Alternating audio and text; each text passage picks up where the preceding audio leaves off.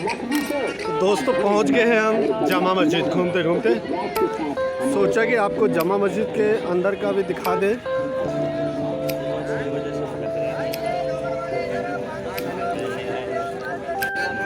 चोर बाज़ार के नज़दीक ही जामा मस्जिद है, तो सोचा आए हैं तो जामा मस्जिद भी घूमते चले।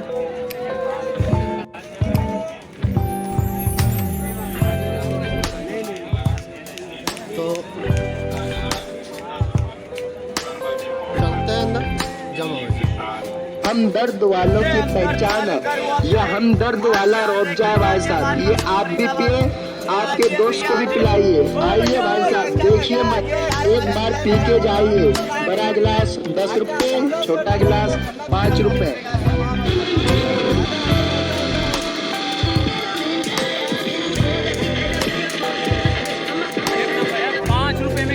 गर्मियों की जान, गर्मियों की शान, हमदर्द वालों की पहचान, ये हमदर्द वाला रूअफ़ज़ा है भाई साहब। बड़ा गिलास 10 रुपये, 10 रुपये, 10 रुपये, छोटा गिलास 5 रुपये। ये एक बार पियोगे, बार बार पियोगे। ठंडा ठंडा कूल कूल।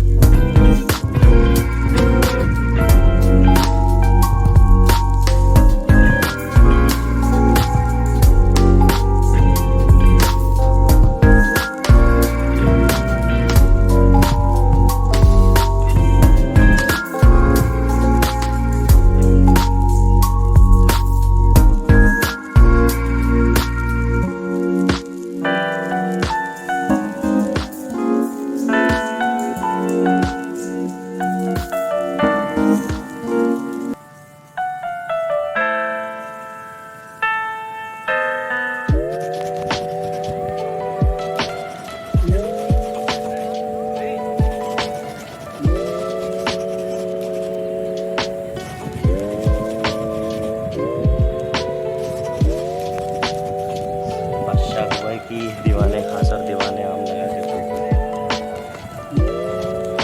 और बताइए जरा राहुल जी।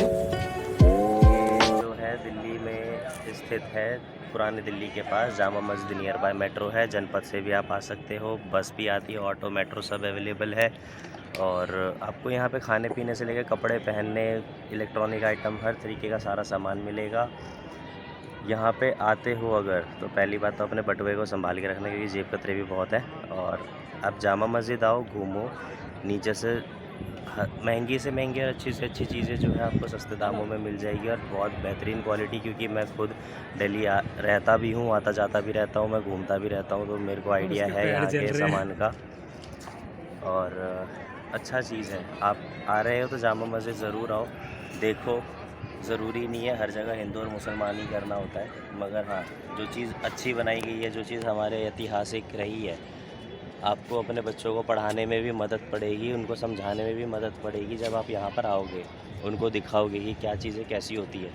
बच्चों को यूट्यूब, फेसबुक, ट्विटर, इन सब चीज़ों से बाहर निकालो और उनको नेचुरल चीज़ें दिखाओ कि हमारे किले क्या होया करते थे, हमारे हिंदुस्तान की सभ्यता क्या होती थी। दंगे फसाद को छोड़ करके आप एक बार इस साइड में भी घूमने की कोशिश करो और यहाँ पे ज़रूर व्यू करो कि कैसा एरिया है। बाकी हम अंदर चल रहे हैं, आगे का व्यू आपको अंदर से देते हैं। लेकिन राहुल जी, अभी आपने मुझे कहा, हमारे दर्शकों को आपने समझाने का प्रयास किया कि बच्चों को यूट्यूब से बाहर निकालें। यूट्यूब से नहीं लेकिन यूट्यूब से बाहर अगर नहीं बच्चे यूट्यूब से बाहर मतलब निकल गए तो इतनी अच्छी अच्छी जानकारी कैसे देख पाएंगे? वो तो वंचित रह जाएंगे। जो सोशल मीडिया ट्रायल्स होती है, जैसे सोशल मीडिया ऐप हो गई, फेसबुक्स वगैरह हो गए, जहाँ पे लोग बस टाइम पास कर रहे हैं, नॉलेजेबल वीडियोस नहीं देख रहे, उल्टी सीधी चीज़ें देख जी रहे जी हैं, जी। उन चीज़ों को ख़त्म करो। इसको आब ज़मज़म बोलते हैं। जैसे हमारे में हरिद्वार का पानी गंगा का जल होता है जो शुद्ध मानते हैं, वैसे ही इनको शुद्ध माना जाता है, जो कि हज से आता है। और हज मक्का मदीना में होता है, जो वहाँ से जो पानी आता है उसको यहाँ इकट्ठा किया जाता है और लोग इससे वज़ू करते हैं, हाथ पैर धोते हैं और उसके बाद ही अंदर नमाज़ अदा करने के लिए जाते हैं। तो ये भी चीज़ें जाननी होती है ज़रूरी नहीं है कि हम हिंदू हैं तो हम ये चीज़ नहीं जानेंगे, हम मुसलमान हैं तो हम ये चीज़ नहीं जानेंगे। हर चीज़ की नॉलेज आज की जनरेशन को होनी बहुत ज़रूरी है, क्योंकि कम नॉलेज और कम ज्ञान होने की वजह से ही आज का वक्त, आने वाला जो टाइम है वो ज़्यादा बदतर होता जा रहा है और उसको सुधारने की आज भी ज़रूरत है। तो जितना जल्दी हो सके आप उसको सुधारें, अपने बच्चों को, परिवार को यहाँ लेके आएँ, चीज़ों को दिखाएं। आपकी हिस्टोरिकल चीज़ें हैं ये सारी, हमारे हिंदुस्तान का ग्रंथ है, हमारे हिंदुस्तान की चीज़ें हैं। तो आप यहाँ पर उनको ला कर के दिखाओ, नक्काशियाँ क्या होती है, कारीगरी क्या होती है। आप मॉडर्न एज में आ रहे हो बट आप अपनी हिस्टोरिकल चीज़ें छोड़ रहे हो। तो मेरा कहने का मतलब वही था कि आप सारी चीज़ें देखते हो, आप सोशल मीडिया ऐप पे हो, आप सोशल मीडिया यूज़ कर रहे हो, आप व्हाट्सएप, यूट्यूब, ट्विटर सब चीज़ चला रहे हो, बट वहाँ पे सीखने की चीज़ें देखो। जैसे हम अपने चैनल पे शो कर रहे हैं आपको, वैसे ही आप दूसरी जगह में भी इस चीज़ को सीखने की कोशिश करो। और उससे भी ज़्यादा है कि आप यहाँ पर आकर के देखो इन चीज़ों को। अब आप बताइए, इस धूप में जिसका टेम्परेचर इस टाइम 43 डिग्री है, ये फुली ओपन एरिया है, वेंटिलेटेड है फिर भी, और आपको यहाँ का टेम्परेचर बहुत लो मिलेगा। क्यों? क्योंकि उसके पीछे कुछ साइंस है, कुछ इंजीनियरिंग है जो आपको यहीं आके समझ आ सकती है। यूट्यूब या फेसबुक या ट्विटर पे लड़ाई झगड़ा करके समझ। सही कहा राहुल जी आपने।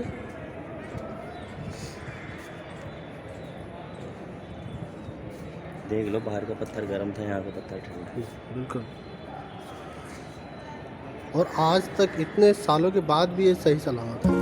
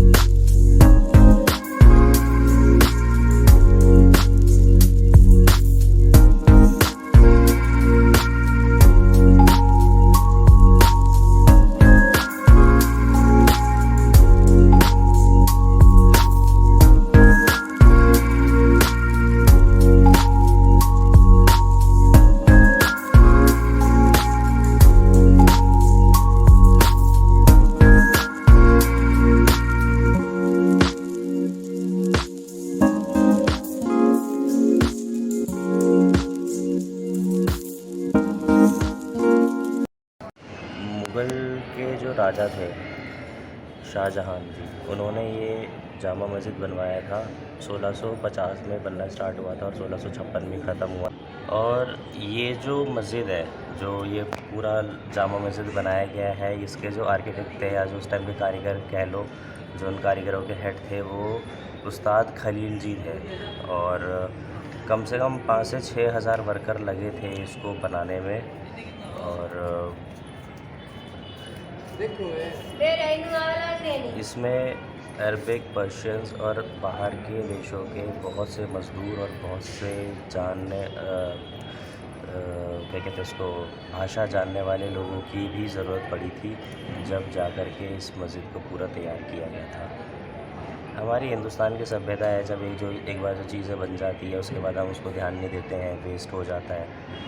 और जिसकी जो धरोहर होती है हम उसके हवाले कर देते हैं, जो कि गलत होता है।